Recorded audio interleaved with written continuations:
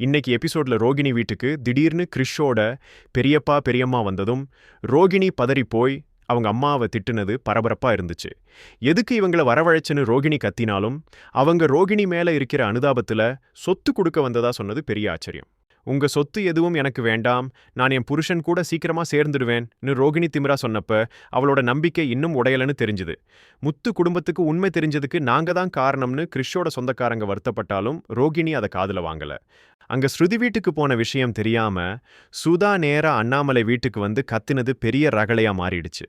என் பொண்ணு ரூமுக்குள்ள அழுதுட்டு இருக்கா, அவளை வீட்டை விட்டு விரட்டிட்டீங்களான்னு சுதா கேட்டப்போ அண்ணாமலை அதிர்ச்சியாகி நின்னுட்டாரு.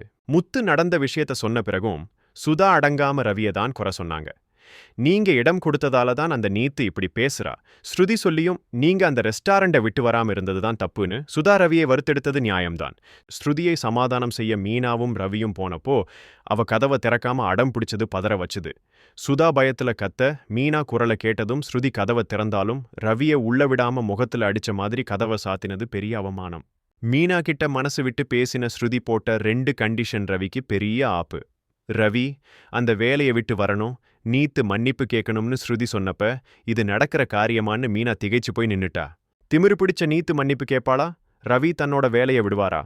ரோகிணிக்கு வந்த சொந்தக்காரங்களால புது பிரச்சனை வருமா? ஸ்ருதி ரவி வாழ்க்கை இனி என்ன ஆகும்? பிரிந்து போன ஸ்ருதி மீண்டும் வருவாளா? உங்க கருத்தை கமெண்ட்ல சொல்லுங்க.